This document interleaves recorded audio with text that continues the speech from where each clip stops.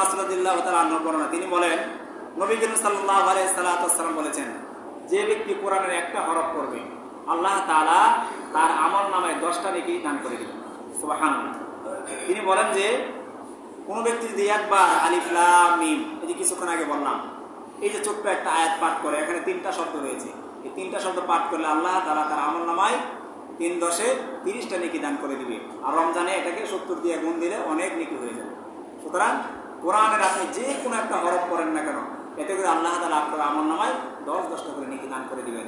ঠিক তদ্রুপভাবে আব্দুল্লাহ ইবনে আমর রাদিয়াল্লাহু তাআলা আনহুর বর্ণনা, তিনি বলেন নবী সাল্লাল্লাহু আলাইহি ওয়াসাল্লাম তাকে বলেছে যে, হে আব্দুল্লাহ ইবনে আমর, তুমি কোরআন শরীফ পড়তে থাকো আর চড়তে থাকো।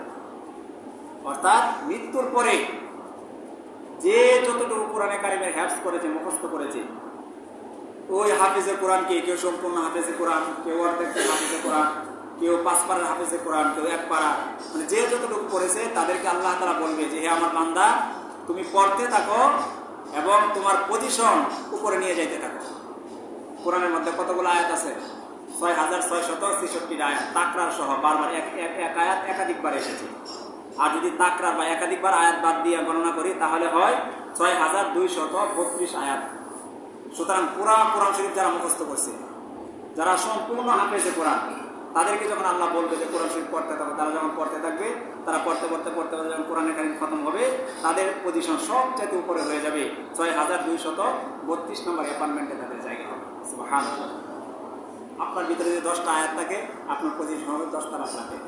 যার ভিতরে 20টা আছে, যার ভিতরে 100 আছে, এভাবে মনে করেন যে পজিশন উপরে উঠতে থাকে। সুতরাং যে যতটুকু পারেন, এই যে রমজান মাস, নতুন নতুন করে এক একটা আয়াত মুখস্থ করেন।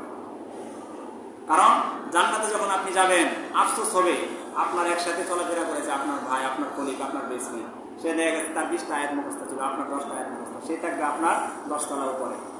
সুতরাং এখন থেকে কোরআনে কারিমের শিকার একটা প্রতিযোগিতা শুরু করে দেন। আল্লাহ নবী সাহাবী আব্দুল্লাহ ইবনে আব্বাস রাদিয়াল্লাহু তাআলা আনহু বর্ণনা, তিনি বলেন নবী সাল্লাল্লাহু আলাইহি ওয়াসাল্লাম বলেছেন, যে অন্তরের মধ্যে কোরআন নাই, যে দিলের মধ্যে কোরআনের কোনো অংশ নাই, সেই দিলটা হলো বিরান ঘরের মতো। আমাদের বাড়িতে আগলা ঘর থাকে না, বাড়ির সামনে বিরান ঘর থাকে, যে ঘরের মধ্যে সচরাচর কেউ যায় না, পড়ে থাকে, ওইভাবে পরিত্যক্তভাবে পড়ে থাকে। তো যে অন্তরের মধ্যেও কোরআন নাই, সেই অন্তরটা হলো একটা পরিত্যক্ত ঘরের মতো। এবং নবীজি বলেন যে সেই ঘরের মধ্যে যেরকম ভাবে জিন, ভূত বা এরকম শয়তান জাতীয় জিনিসগুলো বসবাস করে, ঠিক ওই মানুষটার অন্তরের মধ্যেও শয়তানিয়া বাসা বেঁধে নেয়। আর যে অন্তরের মধ্যে কোরআনের কারিমের আয়াত রয়েছে, কোরআনের বিভিন্ন অংশ রয়েছে, সে কোরআনকে মুখস্থ করেছে, কোরআনকে ধারণ করেছে, সেই অন্তরটা হয় আলোকিত। সেই অন্তরে যখন ভালো কোনো কথা শুনে, সেই অন্তরটা তাড়াতাড়ি অ্যাকসেপ্ট করতে পারে। সে যখন ভালো কিছু বুঝে, সেই অন্তরের মধ্যে তাড়াতাড়ি ঢুকে যায়। সে ভালো কাজ করতে চাইলে ভালো লাগে, ভালো কথা শুনতে চাইলে ভালো লাগে। কিন্তু যে অন্তরের মধ্যে কোরআন নাই, সে ভালো জিনিস শুনতে ভালো লাগে না, ভালো কিছু বুঝতে ভালো লাগে না, ভালো কিছু করতে তার কাছে ভালো লাগে। এই জন্য মোহতারাম হাজরিন, আমাদের অন্তর যেন এরকম ওই বিরান ঘরের মতো না হয়ে যায়, যে ঘরটা পরিত্যক্ত অবস্থায় পড়ে থাকে।